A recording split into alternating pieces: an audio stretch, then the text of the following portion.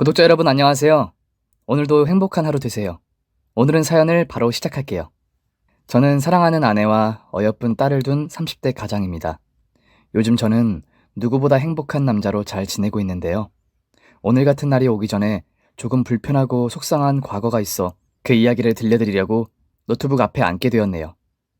비록 글솜씨가 뛰어나진 않지만 솔직하게 털어놓은 심정으로 적을 테니 많은 분들이 제 마음을 알아주셨으면 좋겠습니다. 저는 평범한 집안의 처남으로 태어나 자랐어요. 아직 보수적인 집안에서는 장남이 우선이고 관심과 사랑을 더 받는 곳이 없지 않아 있을 텐데 저 역시 2살 터울인 형과 많이 다르게 성장했답니다. 그런데 무조건 형이 장남이어서 부모님의 사랑을 독차지한 건 아니에요. 형은 저와 다르게 공부도 잘했고 모범적인 학창시절을 보내고 명문대에 들어갔기 때문에 언제나 집안의 자랑이자 대들보 같은 존재였습니다. 반면 저는 공부도 그럭저럭 하는 어중간한 학창시절을 보냈고 고등학교 인문계가 아닌 공고에 들어갔어요. 대학도 2년제로 기술을 전문적으로 가르치는 곳에 입학했답니다. 이렇게 글을 쓰며 형과 비교를 해보니 부모님이 왜 형을 더 좋아하고 아끼셨는지 알 것도 같긴 하네요. 하지만 아직도 잊혀지지 않는 서운한 점이 있어요. 그건 바로 군대 면회였어요. 부모님은 2년 동안 형의 면회를 5번 이상 가셨는데 제가 군복무할 때는 단 한 번도 오시지 않았답니다. 군대 다녀온 남자라면 모두 아시죠? 누군가 면회 온다는 게 얼마나 큰 힘이 되는지 말이죠. 여하튼 그렇게 군대를 제대하고 공장의 엔지니어로 취직을 하게 되었습니다.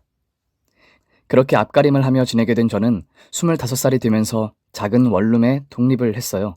더불어 부모님의 도움을 일절 받지 않고 나갔답니다. 하지만 형의 사정은 달랐어요.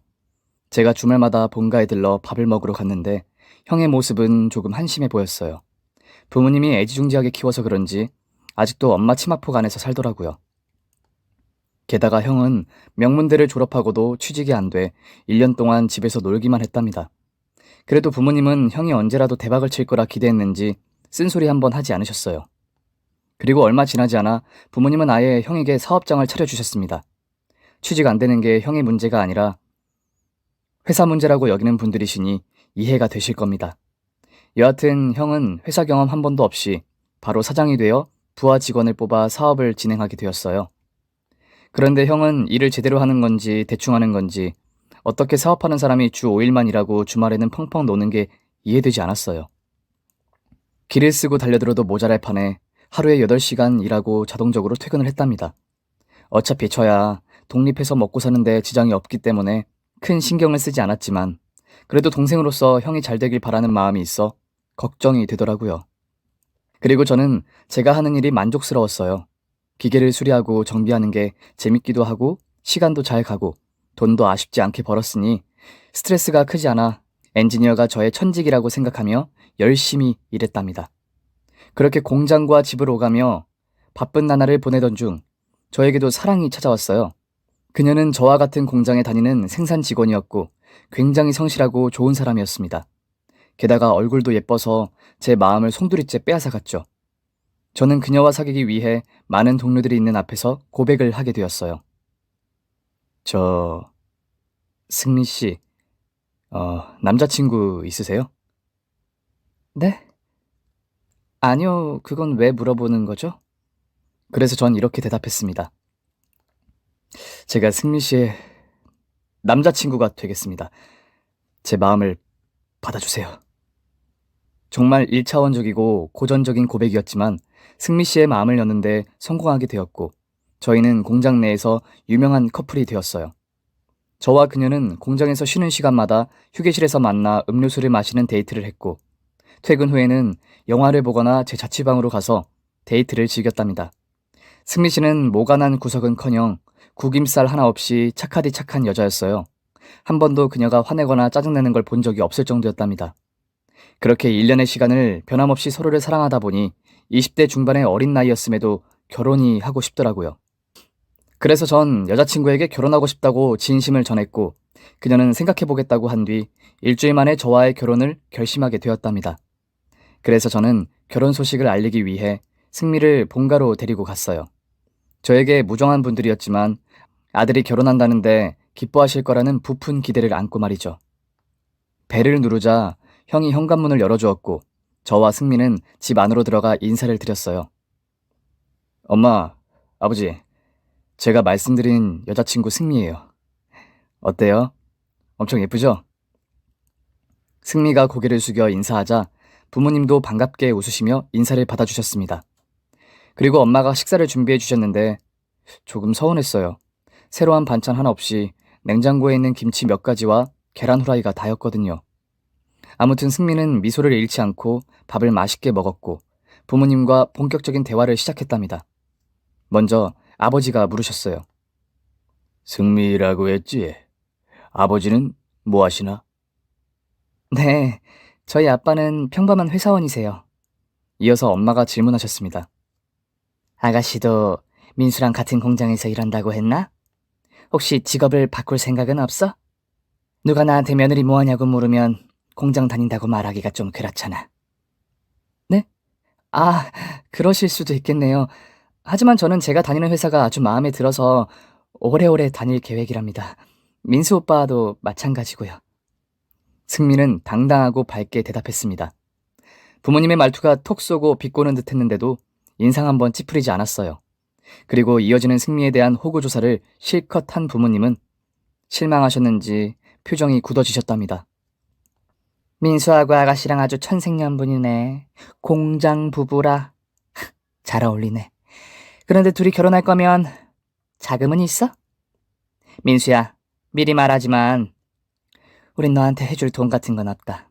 그러니까 두 사람 형편 되는 대로 작게 시작해. 저야 예상하고 있던 일이라 아무렇지 않게 대답했어요. 그럼요. 지금까지 모아둔 돈으로 결혼식 올리고 전세로 작은 빌라를 얻을 생각이에요. 부모님께 손 벌리지 않을 테니 걱정 마세요. 제 말에 아버지가 흡족하며 대답하셨습니다. 그래, 잘 생각했다.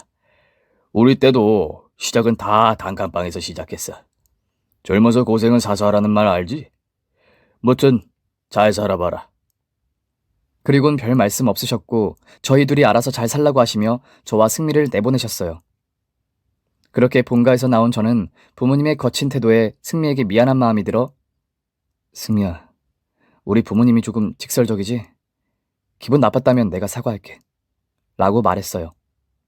그런데 승미는 뭐가 기분이 나쁘다는 거야? 오빠 부모님이 틀린 말씀하신 것도 아니잖아. 좋으신 분들 같았고 기분 좋게 나왔어. 그러니까 괜한 사과는 하지 마. 하고 말하는데 진심인 것 같았어요. 정말이지 알면 알수록 승미가 더 사랑스러웠답니다. 그리고 며칠 뒤 승미의 집으로 인사를 가게 되었어요. 처음 뵙게 되는 순간이라 실수하지 않으려고 노트에 예상 답안까지 적어가며 연습을 했답니다. 저는 그동안 승미를 사귀면서 집 근처까지 데려다 준 적은 있었지만 매번 집 앞까지는 가지 못해 정확한 집을 몰랐어요. 승미를 따라 들어간 골목은 담이 높은 주택가들이 있는 곳이었어요. 그리고 당연히 그 골목을 지나 작은 집으로 갈 줄 알았는데 승미가 멈춰선 대문 앞은 가히 충격적이었습니다. 제가 따라간 골목에서 가장 큰 대궐 같은 주택집이었어요. 너무 놀란 저는 승미를 붙들고 물었어요. 승미야, 여기가 너희 집이야? 이렇게 큰 집에 살고 있었어? 응, 우리 집이야. 그동안 내가 집 앞까지 못 오게 한 건 지금처럼 오빠가 놀랄까봐 그런 거고. 어쨌든 들어가자. 부모님이 귀가 빠지게 기다리신대. 이윽고 제 키보다 훨씬 큰 대문이 열렸고 널찍한 마당이 눈에 들어왔어요. 오래된 대추나무에 초록빛깔을 빛내고 있는 잔디밭에 상추와 야채를 심은 텃밭까지 있더라고요. 순간 이렇게 부잣집에 사는 여자친구가 왜 그 힘든 공장을 다닐까 하는 의구심이 들었습니다. 그리고 잠시 후 예비 장인어른을 본 순간 그 이유를 알게 되었어요. 사장님? 사장님이 어떻게... 제 눈이 번쩍 뜨이자 승미와 부모님은 깔깔거리며 웃으셨습니다. 박주임, 잘 왔네. 자네가 내 딸이랑 사귀는 건 진작부터 알고 있었지. 그런데 이렇게 결혼까지 하겠다고 나설 줄은 몰랐는데 보기보다 박력이 넘치는구만. 그리고 옆에 계시던 예비 장모님이 말씀하셨어요. 민수 씨라고 했죠? 우리 딸한테 그렇게 잘해준다면서요? 잘 왔어요. 어서 이쪽으로 앉아요. 저는 어리둥절하며 승미의 거실 벽에 붙어있는 가족 사진을 보게 되었고 그제야 우리 공장 사장님이 승미의 아버지라는 사실을 확인했습니다. 사장님, 아니 아버님, 그리고 어머님, 박민수라고 합니다. 승미 씨를 사랑하고 있는 사람입니다. 떨리는 목소리였지만 연습한 대로 용기 있게 말했어요. 그러자 장인어른이 이 친구 말도 멋지게 잘하네. 공장에서도 성실하고 실력 있다고 칭찬이 자자하던데 아주 마음에 든단 말이야. 라고 저를 추켜 세우시며 저를 식탁 앞으로 데려가셨답니다. 그렇게 저는 어리버리한 모습으로 승미의 부모님과 식사를 하게 되었고 결혼 승낙을 받았어요. 두 분은 저에게 집안이나 부모님 직업 같은 건 묻지 않으셨고 오로지 승미와 행복하게 잘 살았으면 좋겠다는 말씀만 여러 번 하셨습니다. 그리고 열흘 뒤 상견례를 하게 되었어요. 그 자리에서 장인어른은 당신의 진짜 책을 숨기시고 평범하게 회사 생활하신다며 겸손의 말씀을 하셨답니다. 저도 일부러 제 부모님한테 장인어른이 저희 회사 대표님이라고 말하고 싶지 않았어요. 괜히 부잣집이라는 걸 아시면 혼수와 예단 이야기가 나올까봐 걱정이 되기도 했고 여러모로 장인어른이 불편해하실 것 같아 비밀로 했답니다. 그렇게 저와 승미는 100년 가약을 맺게 되었고 계획대로 저희는 양가 부모님의 도움 없이 제가 마련한 전세 빌라에 신혼집을 차렸어요. 처음엔 장인어른이 좋은 아파트를 해주시겠다고 했는데 제가 한사코 거절하며 승미만 괜찮다면 제 힘으로 마련한 집에서 살고 싶다고 말씀드려 그렇게 되었죠. 게다가 구김살 하나 없는 승미는 저희 신혼집이 너무 좋다고 노래까지 부르며 신나했어요. 자기가 세상에서 가장 멋진 남자와 결혼했다는 달콤한 말까지 하면서 말이죠. 하지만 세상에서 가장 아름다운 아내를 만난 건 다른 누구도 아닌 저였습니다. 이토록 착하고 예쁜 사람이 또 있을까 하는 생각은 매일 들었고 시간이 지나면 지날수록 이 여자, 아니 제 아내를 더 깊이 사랑하게 되었답니다. 저는 저희 결혼 생활에 문제가 될 건 아무것도 없을 것 같았어요. 집에서도 일터에서도 서로 도와가며 사랑하며 지내는데 더할 나위 없었죠. 하지만 복병은 따로 있었어요. 바로 저희 부모님이었답니다. 엄마는 제가 결혼한 지 한 달이 지나자 본격적인 며느리 부려먹기에 들어갔어요. 주말에 본가에 와서 부모님과 형의 밥을 차리라는 요구는 기본이었고 그 전에는 한 번도 하지 않았던 대청소를 제 아내에게 시켰습니다. 저는 신혼초라 군기라도 잡으시려는 건가 싶어 아내와 함께 안 하던 짓을 했어요. 괜히 제가 화를 내면 아내의 입장이 난처해질 거란 생각이 들어 고분고분하게 따랐답니다. 그리고 얼마 뒤 할머니 제삿날이었어요. 저는 전날 지방공장에 출장을 나가 있어 외박을 하고 늦게 본가에 도착했습니다. 거기엔 아내가 이미 와서 제사 준비를 돕고 있었어요. 그런데 아내의 옷에 기름이 많이 튀었는지 얼룩이 많아 보였답니다. 공장 갔다가 늦게 왔을 텐데 왜 음식 만들며 튄 기름이 옷에 묻어 있는지 궁금해서 제가 운을 띄웠어요. 엄마, 준비하느라 고생 많으셨겠는데요? 고생? 오늘 네 할머니 제사상은 네 처가 다 차렸다. 내가 월차 내고 와서 일 좀 하라고 했어. 얘도 이제 우리 집 식구인데 제사상 정도는 차릴 줄 알아야 하잖니? 저는 화가 덜컥 났지만 인내했어요. 아내가 곤란해지는 걸 원하지 않았으니까요. 그리고 아내는 이번에도 배시시 웃고 있었어요. 힘들고 고단하고 화가 나야 되는데 아무렇지 않게 웃고 있으니 제 마음이 더 안 좋더라고요. 승미야, 고생했어. 오빠가 일찍 와서 도와줬어야 했는데 미안해. 아니야, 어머님한테 음식하는 것도 배우고 재밌었어. 이거 다 내가 만든 거야. 나 기특하지? 그렇게 해맑게 말하는 아내를 보며 부모님과 형이 제 아내를 속이 없다고 생각하고 계속 이런 식으로 부려먹을 것 같아 부모님과의 약간의 선을 그어야겠다고 판단했습니다. 할머니 제사를 마치고 뒷정리를 마치고 돌아가는 차 안에서 아내에게 말을 꺼냈어요. 승미야, 앞으로 우리 집에 가는 거 자제하자. 왜? 내가 뭘 잘못했어? 자기가 잘못하긴 뭘 잘못해. 잘못한 건 우리 가족들이지. 자꾸 너 불러서 밥 차려라, 청소해라 하는 거 몇 번 참았는데 이젠 제사상까지 너한테 다 시키네. 이건 잘못된 거야. 우리 부모님 사상이라면 제사는 형이 책임져야 한다고. 오빠도 참. 아주버님은 아직 싱글이잖아. 그리고 이럴 때 시부모님한테 점수를 따야 하지 않겠어? 아내는 뼛속까지 천사였습니다.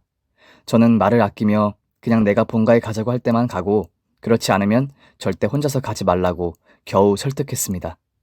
그렇게 아내와 저는 본가에 가는 날을 줄였고 가끔 찾아뵙는 정도의 사이로 유지했어요.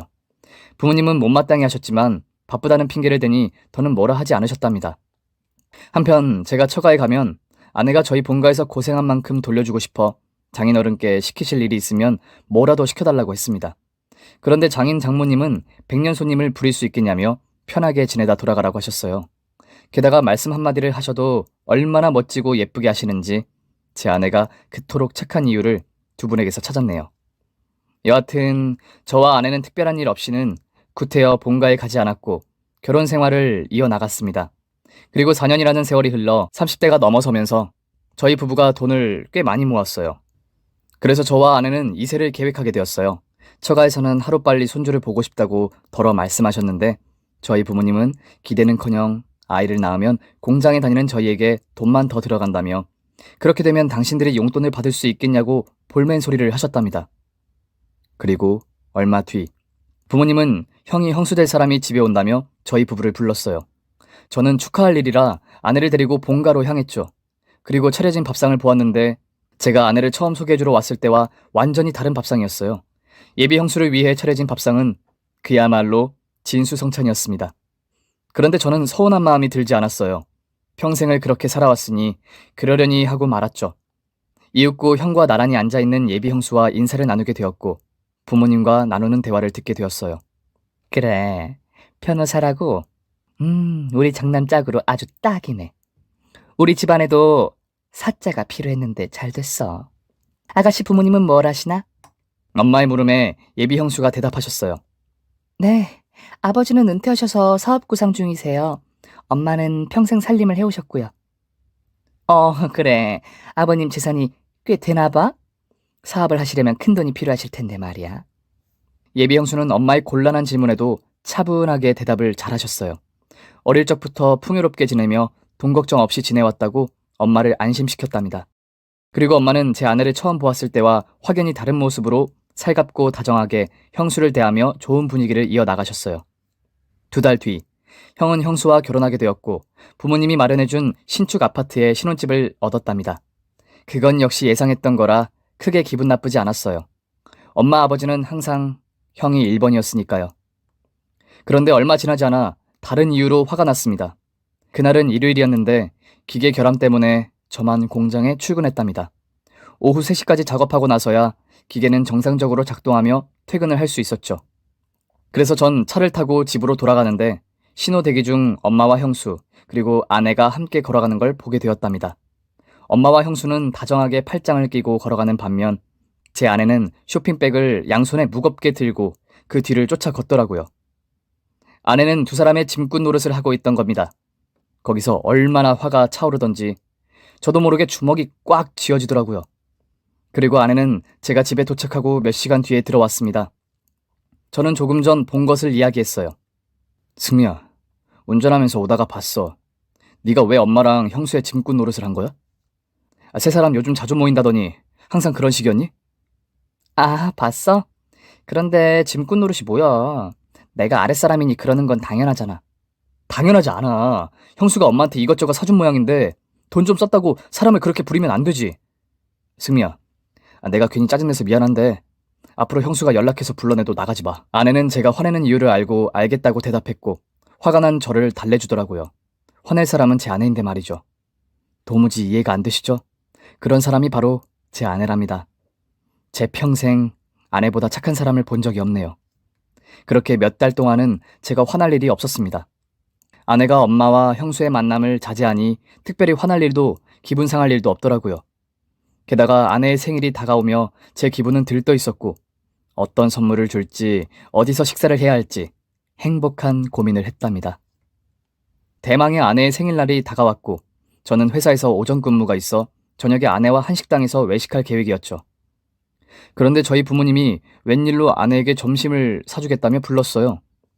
이제 제 아내를 예뻐하시려나 하는 작은 기대가 되어 아내에게 맛있는 거 많이 먹고 오라고 말해주었죠.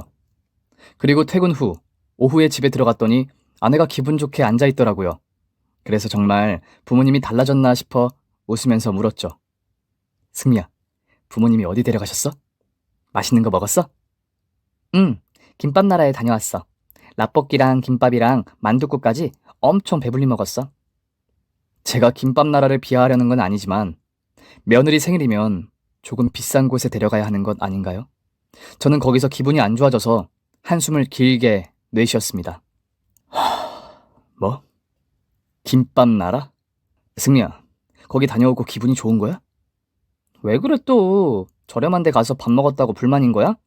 어른들이 뭐라도 사주시면 감사한 일이잖아. 그러니까 괜히 마음 상하지 마. 그렇게 말하는 아내를 보는데 느껴지는 게 있더라고요. 이 사람은 자존심이 없는 게 아니라 자존감이 높은 사람이라는 걸 말이죠. 격식이나 장소는 중요치 않고 마음 하나만 볼 줄 아는 지혜까지 겸비한 멋진 여자이기도 하고요. 그런 아내에게 제가 무슨 말을 더 할 수 있겠어요. 그냥 고개만 끄덕이고 잘했다고 말해주고 말았답니다. 대신 저녁에는 아주 비싼 한식당에서 전복과 꽃게요리를 먹고 아내를 닮은 예쁜 목걸이까지 선물했어요. 그리고 얼마 뒤 아내와 함께 퇴근하고 집에서 쉬고 있었는데 습관적으로 핸드폰을 들여다보고 있었습니다. 생각 없이 SNS를 켜자 형수의 최근 게시물이 뜨더라고요. 그런데 거기서 부하가 치밀었어요. 형수가 게시한 사진은 어느 호텔의 식당이었고 고급 요리의 사진이 떡하니 올라와 있는 겁니다. 그 밑에 적힌 해시태그가 있었는데 샵, 내 생일에 시어머니가 밥 사주심 이라고 쓰여 있는 겁니다. 제 아내는 김밥 나라에 데려가 놓고 형수는 호텔을 데려가는 게 말이 됩니까? 차라리 제 아내에게 아무것도 해주지 않았으면 이렇게까지 화가 나지 않았을 거예요. 자식이 부모를 미워하면 안 되지만 저는 갈수록 부모님이 미웠습니다. 어릴 적 형과 저를 비교하고 다른 대우를 하며 키운 것은 참았어도 제가 사랑하는 사람에게까지 차별하는 건 눈뜨고 봐줄 수가 없었어요. 그래서 전 한동안 부모님의 연락을 피했고 아내가 엄마와 형수를 만나러 간다고 하면 못 가게 막았습니다. 그렇게 6개월이 지나고 할머니 제사가 돌아와 어쩔 수 없이 본가를 찾아갔어요. 부모님을 뵙는 마음보다는 돌아가신 할머니께 예의를 표하고 싶은 마음이 커서 마음을 비웠죠. 그리고 그때는 제 마음도 좀 풀려서 좋은 마음으로 아내와 본가를 찾아가 제사 준비를 했어요. 그런데 형과 형수는 어찌된 일인지 제사 준비를 하는 내내 모습을 드러내지 않았고 제사 시작 전에야 나타났답니다. 사람은 끼리끼리 만난다는 걸 그때 깨달았어요. 뺀질뺀질한 형이나 여우 같은 형수가 아주 찰떡처럼 보이더라고요. 그리고 저는 다시 제 가족들과 거리를 두었고 처가에만 자주 다녀왔습니다. 그곳은 저에게 파라다이스 같은 곳이었고 장인 장모님과 실컷 웃을 수 있어 아내보다 제가 더 좋아했어요. 게다가 장모님 음식은 세상에서 제일 맛있어서 한 번 맛보면 중독이 되어 다시 찾아올 수밖에 없었답니다. 3개월의 시간이 지나고 아버지 생신날이 다가왔어요. 형이 본가 근처에 식당을 예약했고 밥값은 저와 반반씩 나누자고 하더군요. 부모님한테 받은 게 저보다 훨씬 많으면서도 이렇게 돈을 써야 할 때는 공평하게 반으로 나누었답니다. 여하튼 저와 아내는 예약한 식당을 찾았고 부모님과 형 부부 앞에 마주 앉게 되었어요. 그런데 부모님이 좀 이상했어요. 배를 눌러 종업원을 부르면 되는데 형수한테 직접 물 가져와라, 휴지 좀 가져와라 하시며 심부름을 시키시는 겁니다. 그리고 형수도 군말 없이 왔다 갔다 거렸고요. 또 엄마는 주문한 음식을 제 아내에게 직접 떠주며 살가운 목소리로 말씀하셨습니다. 우리 승미 많이 먹거라. 이제 보니 우리 둘째 며느리 얼굴이 참 복스럽고 예뻐. 그 말을 들은 아내는 웃었지만 저는 찝찝했습니다. 부모님이 저희 부부에게 그렇게 다정하면 뭔가 이유가 있다는 뜻이었거든요. 무슨 부탁이라도 하려는 건지 밥을 먹으면서도 신경이 쓰이더라고요. 그리고 잠시 후 엄마의 숨겨진 모습이 드러났습니다. 승미야, 너희 다니는 공장 말이야. 거기 사장님이 아버님이라면서. 그동안 비밀로 하고 있었는데 어떻게 하셨는지 대충 태도가 바뀐 이유를 알았어요. 일단 저와 아내는 대답을 하지 않고 무슨 말씀을 하시는지 들어보기로 했답니다. 얼마 전에 내가 친구들이랑 칼국수를 먹으러 갔는데 거기서 사돈을 봤지 뭐니. 조금 멀리 있어서 인사는 못 드렸는데 사돈 일행들이 사돈한테 사장님이라고 말하는 걸 들었다. 왜 그동안 숨겼는지 모르겠다만 가족들끼리 비밀은 없애야 하는 거 아니니? 민수 승미 실망했다. 죄송해요 어머님. 제가 괜히 겸손해야 한다고 생각해서 회사원이라고 말씀드렸는데 지금 생각해보니 잘못한 것 같아요. 사과드릴게요 아버님 어머님. 그렇게 아내가 사과하자 엄마는 치아가 다 보이도록 미소를 지으셨어요. 괜찮아. 다 지난 일인데 앞으로가 중요하지. 그런데 승미야, 너희 아버지가 그 큰 공장의 사장이면 돈 걱정은 없으시겠다. 그렇지? 그래서 하는 말인데 우리 큰아들 사업이 요즘 어려워. 네가 사돈한테 말씀 좀 잘해서 돈 좀 빌릴 수 있을까? 저는 기가 막혔어요. 제 아내에게 친절하게 대한 이유가 결국은 돈 때문이라는 사실에 짜증이 확 나더라고요. 그래서 제가 대답했습니다. 엄마, 무슨 그런 말도 안 되는 부탁을 하세요? 저도 장인어른의 도움 같은 거 받지 않는다고요. 게다가 엄마가 그렇게 좋아하는 변호사 형수님 있잖아요. 형수님이 도와줘도 충분할 것 같은데 뭐하러 그런 부탁을 하세요? 그러자 형수는 죄라도 지은 것처럼 고개를 푹 숙였고 엄마가 저를 노려보시며 말씀하셨어요. 민수야, 가족끼리 부탁하는 게 뭐가 어때서 그러니? 그리고 네 형수 말이다. 말만 변호사지 실속은 하나도 없더구나. 승률 낮은 변호사로 유명해서 지금 사무실에 파리만 들끓는데 그래서 작은 사무실로 옮기게 되었다고. 난 변호사라면 무조건 잘 버는지 알았는데 그게 아니었지. 그리고 네 형수 아버지가 사업하다가 쫄딱 망해서 도움도 못 받아. 네 형이 그 빚 갚는다고 버는 돈을 족족 갖다 바쳤다니까? 어쨌든 지금 그게 중요한 게 아니고 네 장인한테 부탁 좀 하자. 어려울 때 돕고 하는 게 형제 아니겠니? 장남인 네 형이 잘 돼야 너도 잘 되는 거야. 정말이지 제 부모님이지만 아내에게 너무 부끄러웠어요. 저 잠깐 전화 좀 하고 올게요. 그렇게 말하고 잠시 바람을 쐬고 화를 가라앉혔습니다. 그리고 다시 식당으로 들어가자 부모님이 활짝 웃고 계셨어요. 아무래도 아내가 장인어른께 부탁을 드리겠다고 대답해 준 것 같았죠. 그래서 전 그만 자리에서 뜨고 싶어 아버지 생신 선물을 안주머니에서 꺼냈답니다. 생신 선물이에요. 받으세요. 이윽고 봉투를 열어본 부모님은 웃음꽃을 더 활짝 피웠습니다. 어머! 제주도 여행권에 호텔 숙박에 식사권까지? 우리 아들 최고다! 이에 저는 방금 준 봉투를 다시 가로챘어요. 아, 죄송해요. 이건 다음 달 장인어른 생신 때 드릴 거였네요. 아버지 거는 다른 거예요. 그리고 다시 내민 봉투를 열어본 부모님은 웃음기가 사라지고 경악한 표정을 지었답니다. 이게 뭐야? 김밥나라 영수증이잖아. 너 지금 장난하니? 아니요. 제가 방금 나가서 3만 원어치 긁고 왔으니까 언제든 가서 라볶이랑 김밥 드세요. 승미가 여기 맛집이라고 해서 특별히 드리는 거예요. 그리고 승미가 뭐라 했든 간에 장인어른이 형한테 사업자금 빌려주는 일은 없을 겁니다. 제가 중간에서 막을 테니까요. 저의 통보에 부모님과 형과 형수는 노발대발하며 화를 냈고 저는 피식 웃으며 아내의 손을 잡고 나왔답니다. 그리고 돌아가는 차 안에서 아내가 말했어요. 오빠 왜 그랬어? 좀 참지. 아니, 더는 못 참아. 저 거지 같은 집안과는 연을 끊을 거야. 아내는 더 이상 아무 말도 하지 않았어요. 그리고 제가 내린 결정에 반기를 들지 않았답니다. 그런데 부모님은 아직 제 말을 이해하지 못했는지 허구한 날 돈을 뜯어내려고 전화와 문자를 했고 이를 받지 않자 집까지 찾아왔어요. 하지만 저는 만남을 끝까지 거부했답니다. 제가 불효자라고 생각하시는 분들이 계실 수도 있겠지만 제 인생을 직접 살아보셨다면 생각은 달라지실 거예요. 여하튼 지금 저와 아내는 새로운 인생을 위해 아내와 처가로 들어가 살고 있어요. 무시와 괄시, 무관심과 비교로 살아왔던 과거와 달리 여기선 따뜻한 애정과 칭찬, 웃음과 행복을 찾아 살고 있답니다. 게다가 얼마 전 제 아내가 딸아이까지 낳아서 더할 나위 없을 만큼 기쁘네요. 제 사연은 여기서 마무리해야겠어요. 끝까지 들어주셔서 감사드립니다. 그리고 응원의 한마디를 남겨주시면 좋겠어요. 안녕히 계세요. 오늘도 사연 잘 들으셨죠? 구독과 좋아요 눌러주시면 큰 힘이 됩니다. 그럼 저는 다음 시간에 찾아뵐게요. 이상 사연을 읽어드리는 필립이었습니다.